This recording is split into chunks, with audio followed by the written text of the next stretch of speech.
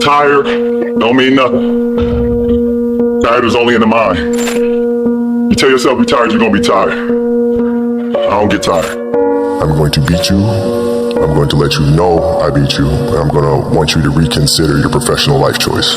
My father who raised me, his thing was, son, you may not be the best, but leave everything on the floor. You put 120%. I'm just asking you to do 120. Like every day when you come in, 120.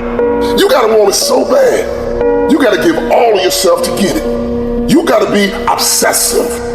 Because I didn't grow up with things being handed to me. I had to work hard, I had to dedicate myself, and I had to be determined, and I was. The bottom line is that if you're talking about beating everybody else on the planet to a thing, what you're actually talking about is what are you prepared to sacrifice psychologically, physically, existentially, relationally, socially, in terms of your self-esteem, your confidence, everything, right? All of that. That pain you feel, that's a pain of success. You must be willing to shoulder that pain to get to success. And success is something that's a very lonely path in this world. Because few are willing to make that down payment of pain for that futurement of success, a better life. Very few are. So if you want to be the top, you got to move different. There wasn't a lot of smiley faces with me out there. There wasn't a lot of smiley faces with Michael Jordan. There weren't a lot of smiley faces with Kobe Bryant. There weren't a lot of smiley faces with Tiger Woods. Even when I watch sports today and see these guys on the range, like they're all buddies, and I'm like, that's not the killer instinct.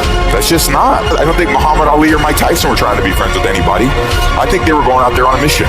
And if there was someone in their way, they had to crush them. There's never any doubts in my mind because I'm the best in the world. Even though a lot of you don't like to hear it, it's fact. I'm the best. You know what I mean? Sometimes I don't want to believe it myself, but it's the truth. I'm the best. You can love me. You can hate me. I'm not here to make friends. I'm here to win. At the end of the day, even Alexander, one of his famous quotes is, I have met the enemy, it is I, right? And although that is one element of an enemy, that's great. We need that. Michael had it, Brady had it, Kobe had it. But there's a crazy psychologically, you can call it, psycho competitor that they're constantly in the search of recruiting their next enemy.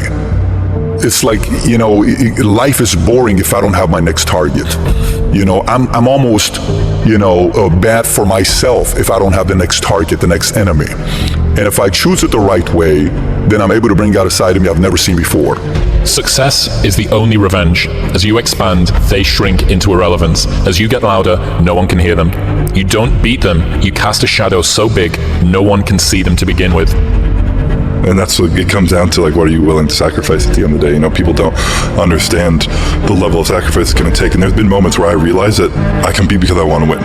I love winning. I love being the best in the world. I've sat many times trying to find the balance of what I want within all this. If I was losing, I wouldn't be competing. I'm here to win.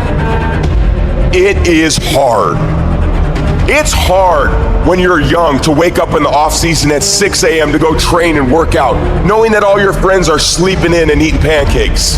It's hard when you're on your way to practice, weighed down with all your gear, and it's 90 degrees out and all the other kids are at the pool or at the beach. No matter who you are, there are bumps and hits and bruises along the way. And my advice is to prepare yourself, because success and achievement come from overcoming adversity.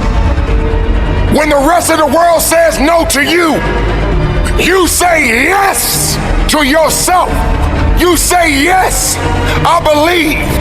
You say yes, I can do it. You say yes, nothing can stop me.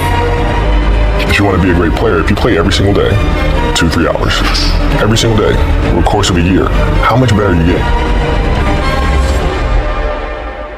Most kids will play maybe, an hour and a half, 2 days a week. It's not going to get it done. You have to be obsessive. You have to be obsessive. You have to be addicted. You have to be disciplined. The key there is you.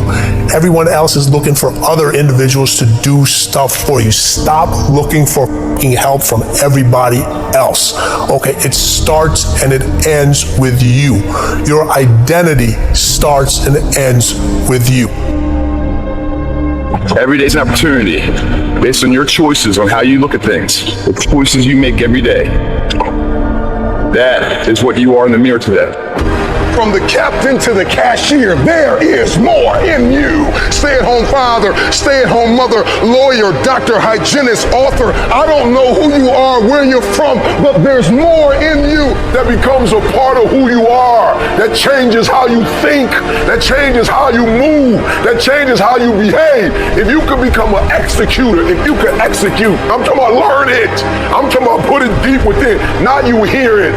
You have to realize that there's always work to do, and you want to be the hardest working person in whatever you do, and you put yourself in position to be successful. Muhammad Ali said, suffer now and live the rest of your life a champion, because he knew that the training wasn't killing him. The training was making him. It was forging him in fire. I got to trust that nothing out there can stop who I am inside. You got to stand on your faith. You got to stand on your strength. You got to stand on who you are. I will rise again and I will push. I will be the victorious one. I will conquer. Listen to me, if you work for it, if you willing to put in that sweat, that blood, and those tears, baby, I'm telling you, you can have what you want, be what you want, do what you want. Are you hearing me? Don't give up, don't give in. You hang in there. You hang in there, because if you quit right now, you ain't gonna never see it. You ain't gonna never get it, but if you hold on, baby, but if you hold on, everything you dreamed of, everything you envisioned, everything you worked for, it's coming. If you work hard, you can't have it. It ain't nothing you can't have. You deserve it. It ain't nothing you can't have if you're willing to work for it. Look yourself in the mirror and ask yourself, how much more can you take? What tried to kill you only made you stronger. So what are you waiting for? You have greatness within you. Everybody's great when they're not tired. This is when they tired, that's when the real champions come out. That's when that real dog come out. That's where I think the real truth comes out, because I think there are a lot of people who are very talented who can make it there. There are very few people who can deal with the pressure and the stress that happens when we're there. I feel I'm the best ever. It's not bragging or boasting. The proof is in the pudding. In my mind, I'm always the best. I am the greatest fighter of all time. And when I hit you with a hard right hand, you will fall. You gotta win tomorrow. You gotta win right now. If you're passionate about what you're doing, keep going, keep believing, reach for the stars. Everything is always impossible until someone does it. Maybe it has never been done before. That's perfectly fine with me. But I'm gonna do it. Never say never. Because limits, like fears, are often just an illusion. Hungry dogs run faster. And let the big dogs eat.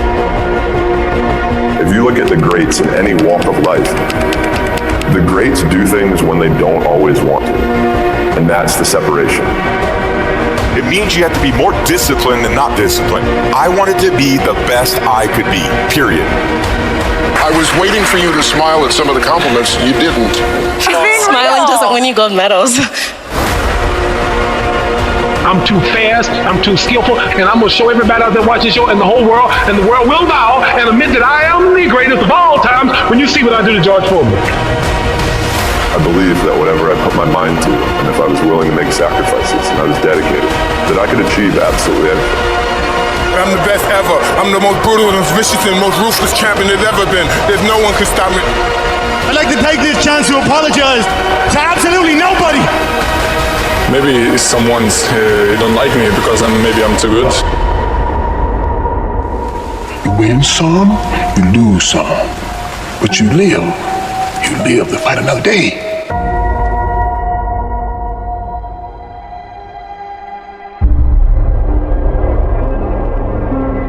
And I've always believed like I'm the Michael Jordan of this industry.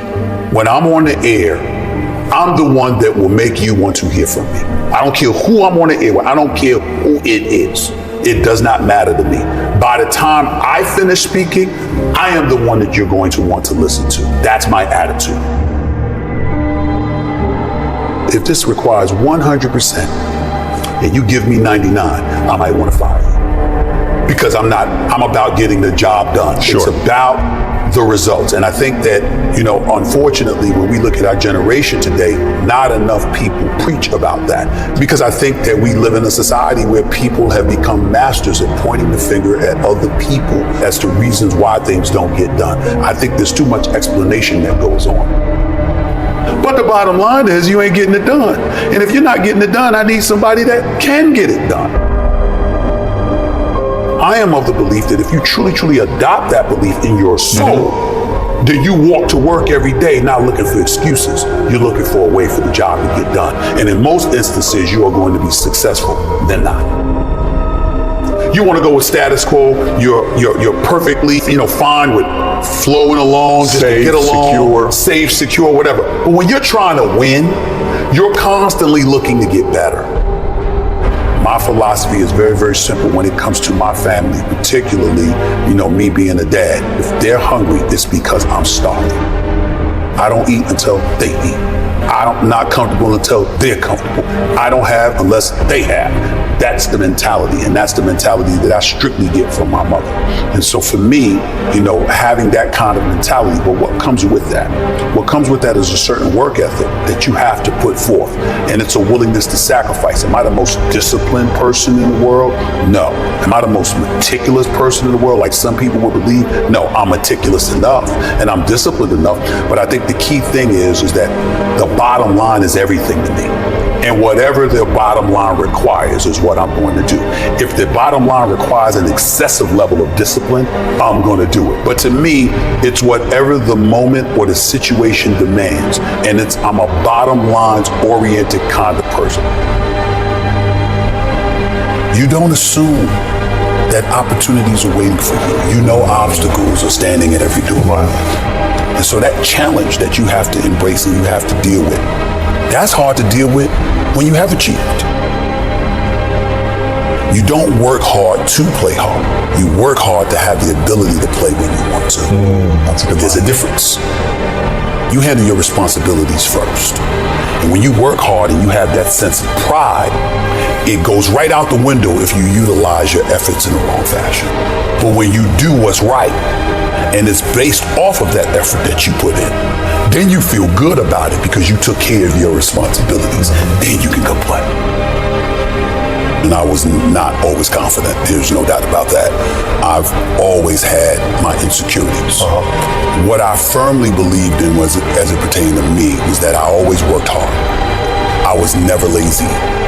I was always somebody that believed in hard work.